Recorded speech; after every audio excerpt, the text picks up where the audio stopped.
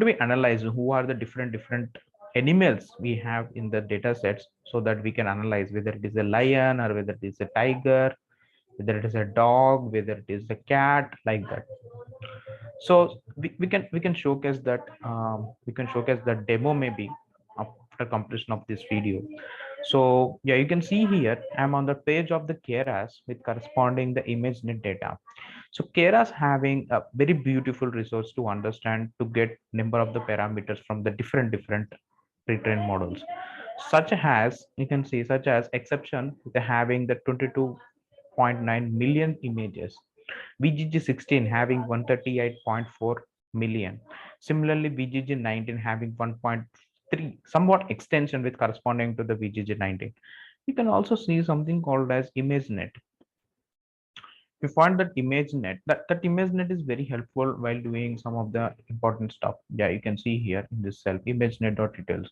So the ImageNet data and pre-processing steps do somehow prediction and decoding of the stuff while you're going to be calling this ImageNet datasets or ImageNet pre-trained models. So corresponding to the each and every pre-trained model having the different parameters. Okay, corresponding to the each and every pre-trained model, we're having the different images to train that. On top of that, you will also encounter the top accuracy kind of the thing stuff.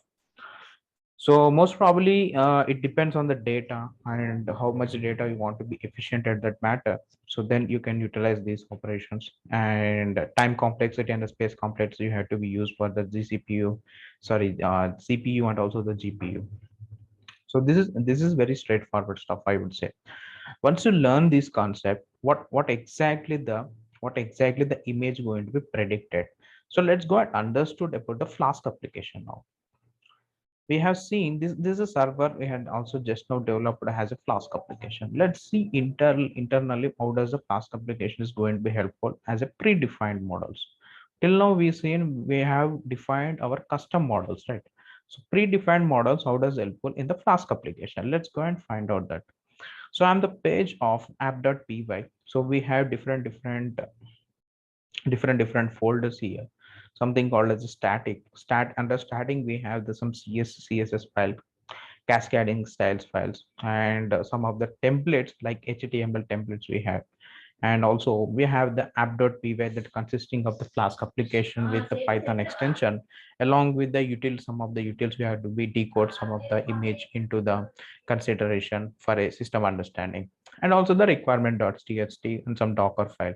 So docker file is some, if you already aware of the some of the containerization mechanism, this is very straightforward. If you understood the dockerization concept or any Kubernetes concept, this is completely straightforward stuff. So I'm not going to the details of the Docker file right now. I'm just going to explaining in the app.py. How does that going to be helpful? So yeah, so you can see here, I'm just importing some bunch of the libraries, standard libraries. Flask application, import Flask, and redirect URL for request, render template, response. So JSON file, we're going to be use some JSON format to decode your image and redirect. Some of the different libraries we are going to be used to understand with the Flask applications. So this is almost all the we can use all the way. We also use in the classical ML. We have done the same thing. So what eventually the Flask application is going to be helpful. I'm just declaring the Flask up. We already seen it, creating the Flask application with some variable. So yeah, the pre-trained model we are just taking as ImageNet. You can see here weights is equal to ImageNet. So you can specify whatever the weights you want to be specified according to the keras. You can see here. So currently we are using as ImageNet. You can use maybe the ResNet SC, ResNet 50, like MobileNet V2, MobileNet V3, like that. So it will be helpful somehow sense, I would say. So what exactly you requirement, because it depends on the your time complexity and space complexity also. If you have more GPUs, you can also work with the different data sets. So that is fine. I'm just loading into my whatever the weights are there by using the .h5 file. This .h5 file consisting of all the related weights with corresponding to the image data having. So I'm just loading our training model. Okay, I'm just loading my training model, just load into my training model so that it will eventually fit that whatever the model path we have specified. And it will also make some prediction according to that. So then you are accessing to your server. So in this step, what exactly you are accessing to your server? In this step, what will happen? If you go and see the app.py file, it's going to be predict, right? It's going to be predict some of the images you are going to be pass on top of it. So this is the definition. I will say this definition model.predict. It will take the image and also the model, and it's going to be predict the rescaling of the data, expansion, and also the it's going to be give the some pre-processing of the data with TensorFlow, and it will be predicted there.